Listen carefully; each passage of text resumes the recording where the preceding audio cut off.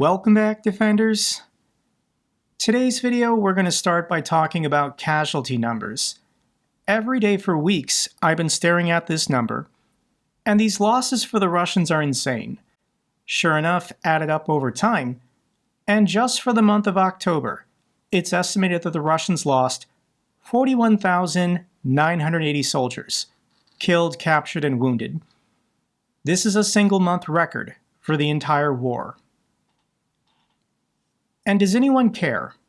Does anyone inside of Russia care that so many of their soldiers are dying in a war of choice, in an offensive war? Deaths are going up because Russia is on the attack everywhere. The previous single-month record was back in May, 38,940. This is when the Russians chose to invade Kharkiv, when they don't even claim Kharkiv as their territory. The casualty rate went down and it's been slowly going back up, leading up to the November election here in the United States. So here's the payoff for the Russians. Russian forces reportedly have 2024's biggest week of territorial gains. These recent gains add to Russia's summer offensive progress, totaling 1,100 square kilometers since August. Okay, let's get out the map and let's look at Russia's single-week biggest territorial gains. Here's the map for today. Here's the map for a week ago. Did you see the change? We'll do it again. This is a week ago, and this is today. Over 15,000 Russian troops were killed, captured, or wounded in this week to make this kind of progress. So it's obvious what's happening. Straight from General Syrskyi, Ukrainian forces currently are holding back one of Russia's most powerful offenses since 2022. In the Kurakov direction has emerged as the primary hotspot for combat operations, with Ukrainian forces repelling 52 Russian attacks in a single day. Russia's strategy is just keep sending guys until Ukrainian forces in trenches run out of ammunition. They probably won't be resupplied for another day. That's their opportunity to take the trench. Just charge the machine gun nests and die until the Ukrainians run out of bullets. This isn't my interpretation. This is what Russian soldiers are saying on the battlefield. Here is a video taken by Russian Marines from the 810th Brigade. These are Russian soldiers who refused an order from their commander because they knew they were going to die, and they didn't want to die. So here is the video they took, and they're going to tell you what day it is. Today is the 24th of October, so this is a little over a week ago. We're soldiers of the 302nd Separate Battalion, 810th Marine Brigade, Assault Company. We are being sent into slaughter like cannon fodder against reinforced machine gun positions, head-on against them. Our objective was to discover the enemy in certain positions and withdraw without entering combat, reporting to the commander. We did that. But commanders ordered us to attack head-on these machine gun positions where the enemy had a huge numerical superiority. We had 4 groups of 4, so 16 men in total. 2 groups stopped existing, so they were liquidated. We are the remaining 2 groups, so these 8 guys right here. Of 7 of us, people decided that we won't be cannon fodder. Such orders are not the first time, and we don't want to serve in this battalion any longer. We are recording this appeal. We don't know what will happen to us next. Perhaps they will use psychological, moral, or physical pressure against us. We are asking for your help. All these men are probably already dead. Either they were forced to charge a Ukrainian machine gun nest position, or their own commanders killed them as punishment, so other Russian soldiers don't refuse these orders. Big picture though, zoom out. I know it's scary whenever Russia advances, taking another wheat field or taking another tree line, but Putin has achieved none of his strategic objectives nearly 1,000 days into this war. The 1,000th day is coming up in 2 weeks, November 20-something. And what have the Russians accomplished? They haven't even taken the entirety of the Donbass region. They're nowhere near capturing all of Donetsk, almost 3 years into Putin's special military operation. Are the North Koreans going to save them? According to the Institute for the Study of War, North Korean troops in Russia equal 1 week of frontline losses. This is what I've been saying for weeks. Russia's daily casualty rate of 1,200 troops suggests North Korean military support may offer only temporary relief to manpower shortages. North Koreans coming in was never going to fix Russia's manning problem. It's just a political move to intimidate and scare the West. So here it is. The North Koreans aren't going away. I think Kim Jong-un at this point likes the attention. North Korea says it will stand by Russia until victory over Ukraine. So I guess North Korea officially now is at war with Ukraine. And we have a new character. This is the North Korean Foreign Minister, Cho Sun-hui. And this lady doesn't get out much. The North Koreans are pariah states. Not many people welcome the Foreign Minister of North Korea to their country. But she's in Moscow, standing up for their new allies, the Russians. Here's what she has to say. From the very beginning of the special military operation, the respected comrade, Chairman of State Affairs Kim Jong-un, has instructed that we should, without looking back at anyone, invariably and strongly support and assist the Russian army and the Russian people in their holy war. So the North Koreans are now saying that Russia is engaged in a holy war, when Christianity and Islam is illegal in North Korea. If you're caught reading the Bible or the Quran in North Korea, you're executed, and your entire family is sent to political concentration camps. But okay, North Korea wants to help Russia with their holy war against Ukraine. We have no doubt whatsoever that under the wise leadership of the respected president of the Russian Federation, Vladimir Putin, the Russian army and the people will surely achieve a great victory in their holy struggle to defend the sovereign lands and security interests of their states. We once again assure you that until the victorious day, we will always stand firmly by our Russian comrades. Okay, so here's the problem. These people don't like each other. The North Koreans who have been sent to Russia, it's not going to go well. There are serious cultural differences and language barriers for these troops to get along. Case in point, here is a Russian soldier who chose to surrender to Ukrainian forces in the Kursk region, and he's going to explain his limited interaction with North Korean soldiers. They brought in 10 Koreans and sent us to the forest to dig trenches. They give all the warm clothing and food to the Koreans. There's already tension between the Russians and the North Koreans over limited resources. As the North Koreans are showing up, Russian units are being told to give them food, give them warm clothes, give them ammunition, and give them vehicles. This is not making the Russian forces very happy because they already don't think they're getting enough themselves. During the assault, the Koreans started firing at us. We tried to explain where to aim, but I think they shot 2 of our own guys. I decided it was better to surrender in this situation than be killed by our own bullets. So of course the North Koreans, if they don't know who someone is, they're just going to shoot them. They can't tell the difference between Russians and Ukrainians. All white people look the same to them, and they don't speak Russian or Ukrainian. So this is just chaos, this is anarchy.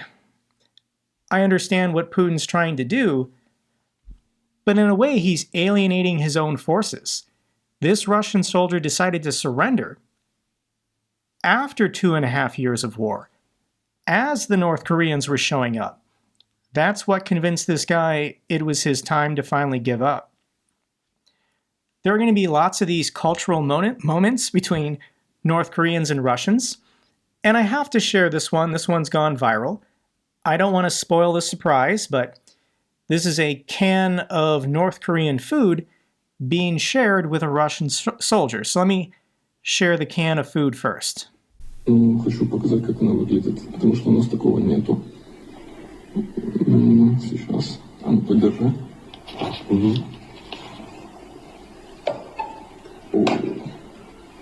Вот так. Какой-то лавровый листик.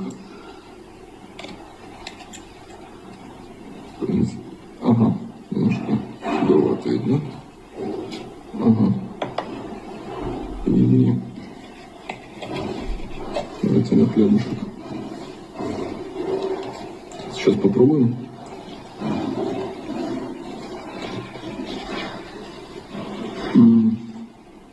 В принципе, на вкус так. Okay, if you haven't figured it out, what is this? In Korean, ge means dog. Gogi means meat. This says dog meat. This is not dog food, food for dogs. This is food meant for people, composed of dog. The North Koreans have been sharing their food with the Russian soldiers without explaining to them that they're eating dog. This has upset and offended some Russians. Here's a video of a Russian soldier getting upset after finding out the North Koreans fed him dog. Hello, I saw online that our guys got a hold of these cans and ate them. And here our guys also got the same stuff from our brotherly nation. They decided to try it, but one person thought to translate. He took a translator and found out that it's dog meat. Meat of effing dog. They ate it. Damn it. And didn't even know what they were eating. Next time you can translate this stuff and find out what you're putting in your mouth. So let me explain culturally what's happening here. Going back 1,000 years to the Joseon dynasty, there's been a cultural practice on the Korean peninsula of eating one specific breed of dog. North Koreans aren't eating every type of dog. It's just the Korean Jindo dog. I didn't know this, but North Korea must be mass breeding these dogs in order to slaughter them and can them for their military. That's disturbing. And in South Korea, this practice is dying and going away because Westerners care so much about their pets, their dogs. We view dogs as having emotions and suffering pain. And biologically, scientifically, carnivores are not supposed to be eating carnivores. A dog is a carnivore. Almost every animal in the animal kingdom knows this. If a bear kills another carnivore, he doesn't eat the corpse, he just kills another predator. Carnivores are supposed to eat herbivores. Herbivores are supposed to eat plants. Animals instinctively know this because parasites and like heavy metal toxicity can accumulate in the food chain. So it's not healthy to eat carnivores. Carnivores should only eat herbivores. So nobody should be eating dogs for biological reasons, even if you don't have an ethical problem with dogs obviously having complex emotions. So in South Korea, this practice is dying off. It's not common amongst young people. Why, for 1,000 years, have people on the Korean peninsula been eating dogs? And it's kind of related to, well, in Japan, it's called Shintoism. I forget what it's called in Korea. But shamanistic beliefs believe there's a spirit in everything. There's spirits in rocks, there's spirits in forests, there's spirits in animals. And the belief was when you eat something and consume their spirit, you can gain their attributes. So a lot of people in Korea eat dogs because they think they're intelligent animals. And if you eat an intelligent animal, you become more intelligent. This is how it was explained to me when I was living in South Korea. I could be wrong. If you're Korean and you want to jump in the comment section, Share with me what information you have, but that's how I understand it. So South Korea does plan to send a monitoring team to Ukraine. They're going to start capturing these North Korean soldiers soon, and it's an excellent opportunity to gather some intelligence about the current state of the North Korean military. Here comes the news that's going to frustrate you. Citing a source at the Financial Times, South Korea is waiting until after the US election to make their decision on sending lethal aid to help Ukraine. Of course they are. Donald Trump does not support anyone sending military aid to Ukraine. So if Donald Trump is elected on Tuesday, the South Koreans don't want to offend Donald Trump, the next president for the next 4 years, by helping Ukraine now. So South Korea politically is waiting until we know. If Kamala Harris wins, South Korea will send military aid. If Donald Trump wins, South Korea is not going to risk upsetting Donald Trump by helping Ukraine militarily. So we got 2 days, guys, and all the early voter turnouts, all the early results look fantastic for Kamala Harris. Donald Trump is going to lose. He's going to lose big. Here are the final poll numbers released by the New York Times and Siena. Harris is leading in North Carolina, Georgia, Wisconsin, Nevada. She's tied in Michigan and Pennsylvania. And of the 7 battleground states, according to this poll, she's only trailing in Arizona. So it's a more difficult road to victory for Trump, given the size of some of these states. Trump, to win, realistically needs to win Pennsylvania, Georgia, and North Carolina. I think all 3 of these states are 16 electoral votes. If he just loses one of these, it's going to become much more challenging for him to win. And it's about voter turnouts. Low voter turnout means Donald Trump will win. High voter turnout means Kamala Harris is going to win. This is why Republicans are always trying to pass laws to make it more challenging or difficult to vote. They're the ones who want to stop early voting and souls to the polls on Sunday, church groups trying to vote. So let me give you the example of North Carolina real quick. Total, 4 years ago, 5.4 million people voted in the state of North Carolina. Donald Trump won by about 1 percentage votes. But so far this year, already 4.2 million people have voted early before Election Day. 80% of the people who voted total 4 years ago have already voted early in the state of North Carolina. These numbers across the board are the same. Extremely high record-breaking voter turnouts in Pennsylvania and Georgia and all the battleground states. So these are people who don't want to go back. They're just sick of the drama. Every day with Donald Trump, it's just one insane thing after another. Drama, drama, drama. And people are tired of it. If you're not American and you're watching this video, you're sick of it. And I pray to God next week I never have to mention Donald Trump again. As soon as he loses, he's defeated for good, we don't ever have to talk about him again. It's going to feel wonderful. So in the event you haven't voted yet and you're still an undecided voter or you were leaning towards Trump, let me give you Trump's final closing argument on support for Ukraine. Spoilers, he doesn't support Ukraine. Stupidity. They got us into Ukraine. We should have never gone into Ukraine. If I was president, you would have never gone into Ukraine. This is not a charity event. This is an election for the... We should have never gone into Ukraine. If I were president, you, the American people, would never have gone into Ukraine. To begin, the United States military is not in Ukraine. So is he talking about support for Ukraine? We would have never supported Ukraine. If I were president, we would have never gone into or supported Ukraine. That's his closing arguments on support for Ukraine, if you care about this issue at all. But let's go even further. What does Trump think of NATO? What does Trump think of our allies? Because we're being taken advantage of by every country all over the world, including our allies. And in many cases, our allies are worse than our so-called enemies, okay? Our allies are worse than our so-called enemies. Who are our so-called enemies? Russia, China, North Korea, Cuba, Venezuela. And Trump is saying our allies. France is worse for America than Russia. Germany is worse for America than China. Canada is worse for America than North Korea.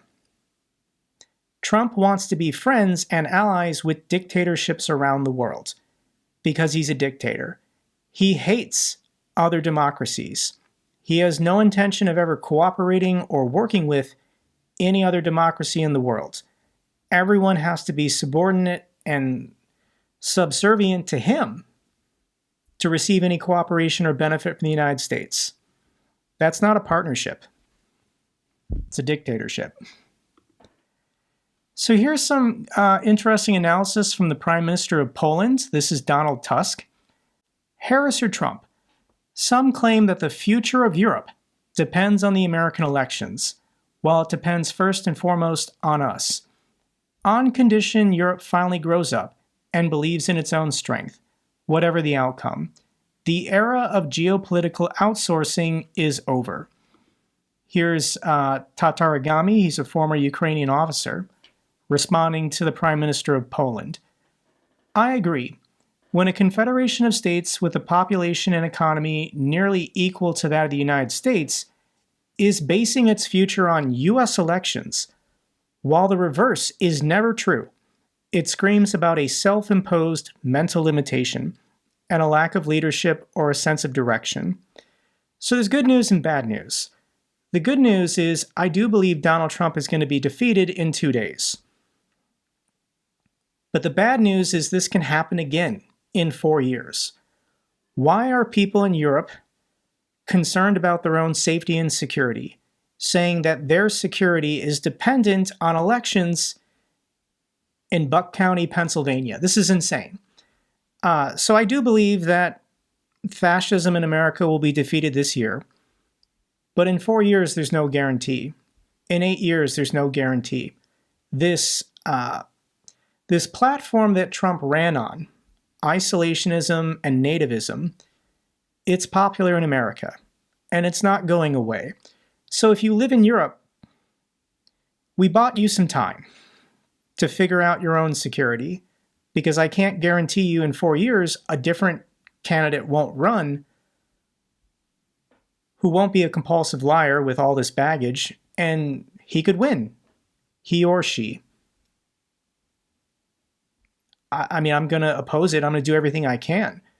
But the European continent has to figure out their own security. They can no longer rely on the United States to do the heavy lifting for them.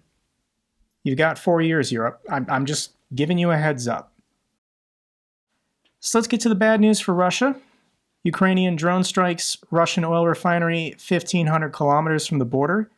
This was in Bashkortostan. There was another oil depot attack in Stavropol Krai. This is in the Caucasus. The only video we have so far is security camera footage. I'll link it down below. But I thought there was some kind of truce. Russia was going to stop attacking dams and the nuclear sites, and Ukraine was going to stop attacking oil refineries. But I guess that wasn't really a thing, and Ukraine is back to attacking oil depots and oil refineries. This is what Russia is attempting to do to protect their refineries. They're putting up, I'm guessing this is metal or wire netting. How effective is it? And we'll find out together the next time a Ukrainian drone slams into this smokestack. Russia loses another Su-34 fighter bomber. Was the Ukrainian F-16 responsible? We don't have any conclusive proof that F-16s have shot down this plane and a previous plane. These are Russian military bloggers making this claim, but they might not have proof either. They're just saying it was F-16s because that's exciting to say.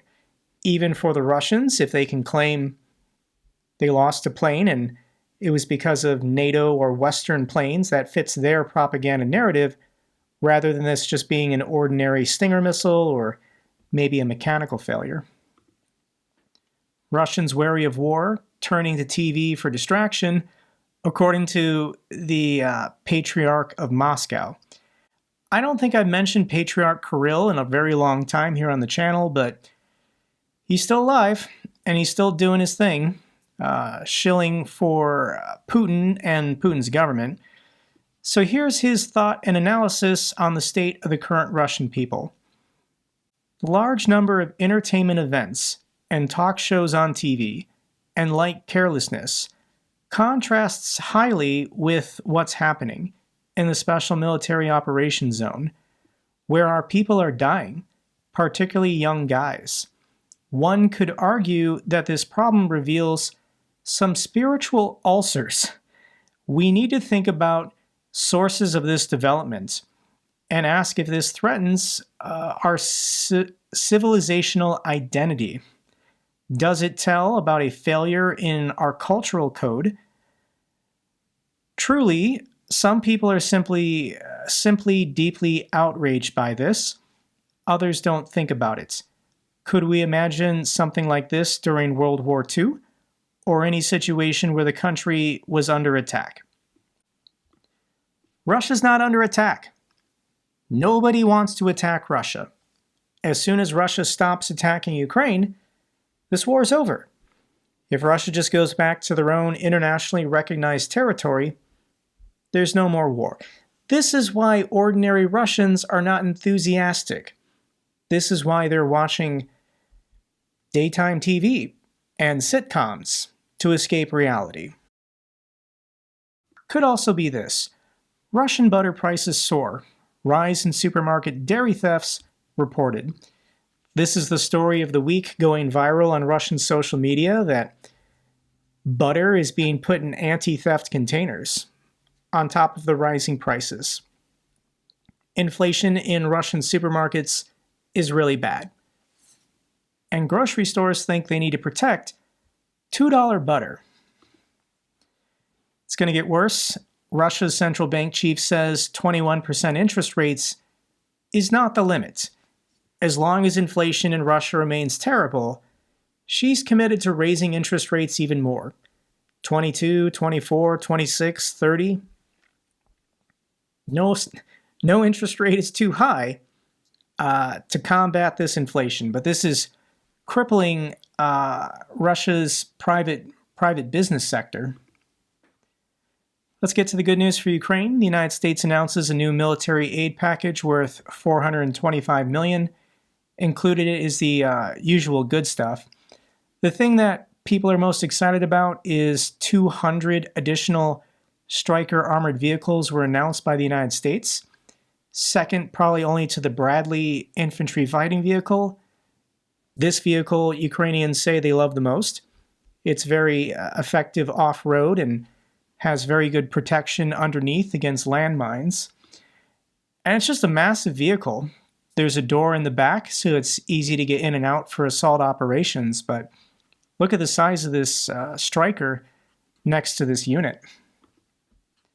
Switzerland donates rescue equipment to Ukraine's emergency services, about 30 fire pumps worth about $6.4 million. Thank you so much, Switzerland. Ukraine's Dnipro Oblast receives 100 generators from Germany. Thank you so much to the people of Germany.